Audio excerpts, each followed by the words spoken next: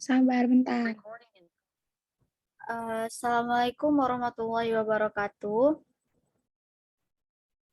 Selamat siang anak-anak. Waalaikumsalam warahmatullahi wabarakatuh. Siang. Bertemu lagi ya sama Ibu ya hari ini.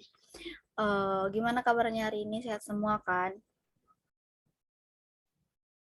Ibu harap semuanya Sehat, Bu. Baik, Bu. sehat walafiat. Baik, Bu. Nah, terus hari ini kita akan belajar tentang materi kecanduan pada gadget ya. Kecanduan pada gadget yang berakibatkan buruk terhadap anak-anak zaman sekarang ya. Kecanduan gadget ini banyak sih kebaikannya, banyak juga keburukannya. Tapi menurut Ibu, orang yang tidak pandai mengatur waktunya pada saat menggunakan gadget, maka akan mendapatkan hal-hal yang buruknya saja. Gitu. Mungkin kita tidak sadar ya ketika kita menggunakan gadget itu kita kadang-kadang kita nggak sadar kalau ternyata waktunya udah banyak berlalu gitu. Jadi di sini Ibu berharap kalian semua bisa mengatur waktu saat menggunakan gadget. Baik. Gimana hari ini? Hadir semua nggak hari ini? Udah isi absen yang itu yang di link grup? Hadir, Bu. Biar nanti waktu Ibu ngerekap kehadiran nggak ada yang itu, nggak ada yang nggak hadir gitu. Hadir semua kan? Hadir, Bu. Baiklah. Baiklah, sebelum kita masuk ke pembelajaran, Ibu akan memperlihatkan sebuah video. Disimak ya anak-anak dengan baik.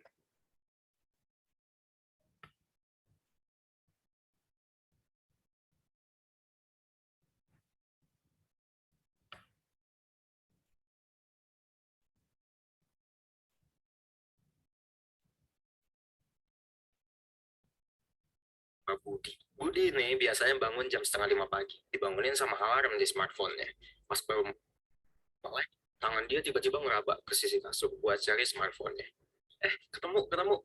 Langsung deh dia buka lock screen smartphone. Dilihat dari video ini kan ada beberapa ini adegan yang ketika bangun tidur langsung ngambil HP gitu, dilihat kan. Jadi dia setiap hal-hal yang dilakukannya semua bergantung dengan HP kan.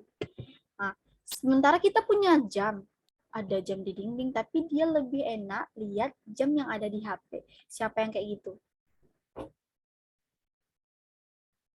Kurangi main HP tuh. Smartphone-nya dan ngecek sosial media. Ya, standar lah. Sejam kemudian, akhirnya Budi ke kamar mandi sambil bawa smartphone, sambil nunggu setoran. Ya lo tau lah maksudnya setoran di sini apa. Budi sambil browsing berita dan ngechat lewat sosial media. Habis Ngerti nggak? Dia waktu di kamar mandi bawa HP. Dia katanya lagi setoran. Ngerti kan? Panggilan alam. Nah, waktu dia panggilan alam, masih main HP juga. mandi dan gosok gigi, Budi balik nih ke kamarnya. Awalnya Budi mau jalan ke lemari pakaian, mau ngambil baju, terus dia ngelirik ke jam dinding. Gue masih ada waktu buat santai, ya udah gue rebahan dulu di kasur sambil main smartphone. Bermenit-menit berjalan dan pas Budi lihat jam, lah telat. Budi udah harus berangkat nih ke kantor harusnya. Dari tadi malah harusnya. Akhirnya dia pakai baju seadanya, sarapan di skip aja bodo amat dan langsung cus ke stasiun kereta. Langsung skip ke makan siang. Budi sama teman-temannya jalan nih ke kantin kantor. Pas yang lain mesen makan, Budi langsung ngeluarin smartphone-nya, update story dulu lah. Gak jauh dari tempat dia duduk, ada juga nih kelompok lain. Mereka duduk aja, perhatian mereka sama kayak Budi. Ke layar smartphone-nya masing-masing. Hal-hal kayak gini, ini terjadi terus sama Budi. Beraktivitas, smartphone. Aktivitas, buka HP. Aktivitas, buka gadget. Dan sebenarnya, ini tuh bukan Budi. Ini itu adalah kita semua. Ada riset yang nunjukin bahwa seseorang itu rata-rata ngecek smartphone 85 kali sehari. Itu banyak. Tadi gue dicerita itu palingan cuma bilang 9 kali lah smartphone. Dan beberapa orang pasti udah enak tuh badannya. Bayangin kalau misalnya gue ceritain semua. Dan karena ada pepatah yang bilang bahwa sesuatu yang berlebihan itu pasti gak baik, kita patut curiga sebenarnya. Apakah smartphone life yang gue Udah. Anda semua udah melihat videonya kan? Jadi setiap kerjaan yang dilakukan pada kesehariannya semua bergantung pada gadget. Jadi di sini Ibu pengen satu orang menjelaskan gimana dia dari awal bangun tidur sampai mereka pergi bekerja. Apa saja hal-hal yang dia lakukan bersama gadgetnya dari awal dia bangun tidur sampai dia pergi bekerja.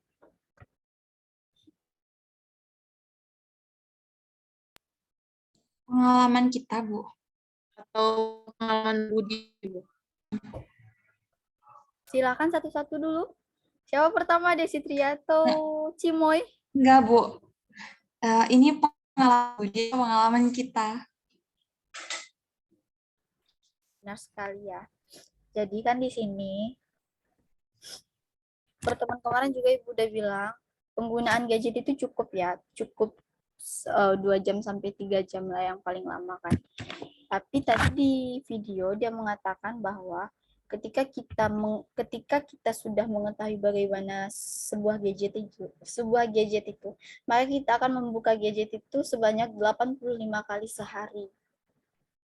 Jadi Ibu di sini berharap penanda-nanda semua bisa mengatur waktunya sebaik-baik mungkin ya. Jangan cuma untuk gadget aja gitu. Jadi Ibu di sini akan membagi kalian ke 2 kelompok dan memberikan kalian beberapa tugas ya. Yang pertama itu kelompok pertama Abdul Hanan, Desi Tria, Nurholiza, sama Cimoy. Kelompok kedua Intan Agusriani, Dinda Puspita, Putri Salsabila, dan Ariana. Jadi di sini Ibu akan memberikan tugas kalian membuat sebuah project yang dimana projectnya akan dikirim minggu depan ya, pertemuan yang akan datang. Kalian ngirimnya ke grup biar Ibu bisa lihat. Setelah itu kalian mempresentasikan project yang telah kalian buat tersebut ya. Oke, mengerti anak-anak semua?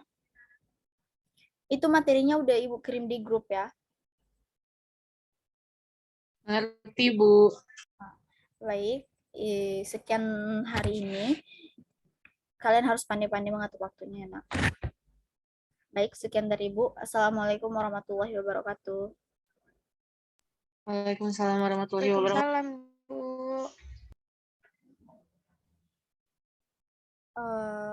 Baiklah, saya dari kelompok 2. Assalamualaikum warahmatullahi wabarakatuh. Selamat siang anak-anak. Jumpa lagi ya sama Ibu. Tadi gimana?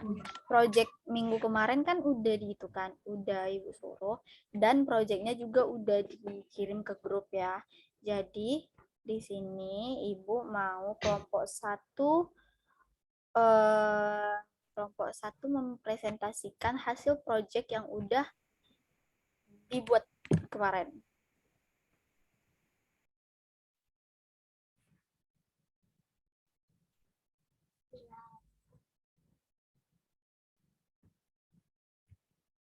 Ini, silakan kelompok 1.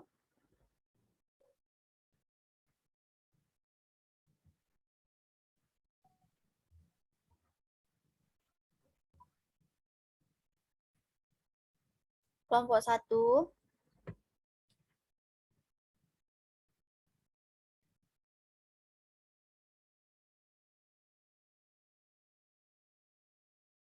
Oh iya, saya kelompok 1, Bu.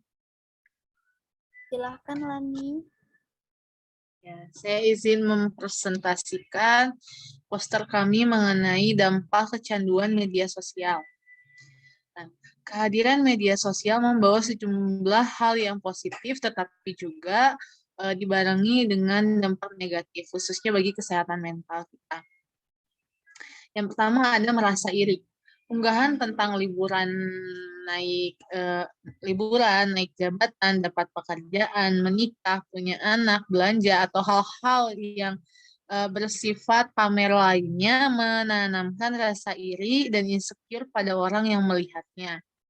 Yang kedua, merasa kesepian.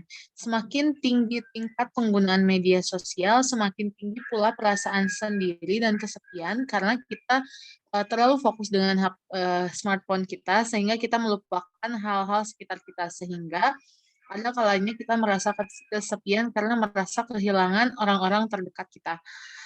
Yang ketiga, ada merasa depresi dan cemas. Medsos membuat orang haus akan validasi. Bila tak sesuai harapan, membuat orang cemas, depresi, dan overthinking. Yang keempat, ada mengalami cyberbullying. Ini sering sekali terjadi dan sedang terjadi saat ini. Medsos juga tak jarang menjadi tempat untuk melontarkan hujatan, fitnah, ejekan, dan perbuatan tidak baik. Seringkali bullying sekarang terjadi malah melalui cyberbullying melalui media sosial. Banyak orang yang tidak berpikir dulu sebelum mengetik hujatan itu, sehingga itu juga berpengaruh kepada mental si pengguna media sosial itu. Yang terakhir, merasa FOMO. Sekian Bu dari kelompok kami. Terima kasih. Terima kasih untuk Lani sebagai perwakilan dari kelompok pertama. Selanjutnya, kelompok kedua. Izin menyampaikan hasil diskusi kelompok 2, Bu.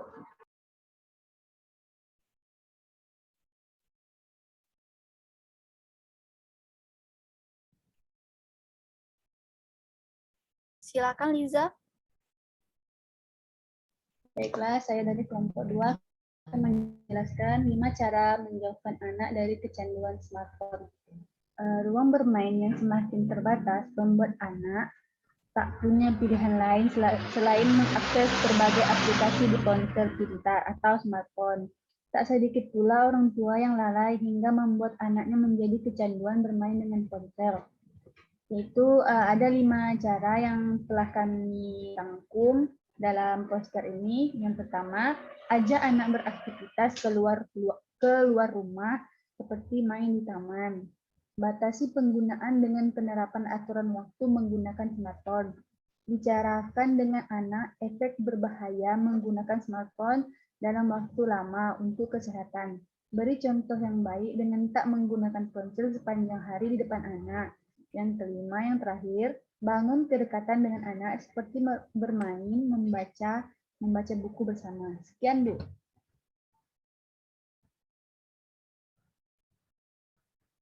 Terima kasih untuk hasil dari diskusinya. Menurut Ibu posternya cukup bagus ya. Menarik sih dari foto-fotonya. Jadi menurut Ibu kecanduan dari gadget ini nggak bagus ya. Memang sih kalau hal-hal yang berlebihan itu cenderung nggak bagus. Jadi kan di sini Ananda semua udah tahu kan apa dampak-dampak negatif yang bakal timbul jika kita kecanduan dari gadget ya. Dan seandainya tapi Ibu harap tidak pernah ya. Seandainya ada di antara kita yang udah terlalu kecanduan terhadap gadget, kan di sini udah ada hal-hal yang bisa menghindarinya gitu loh.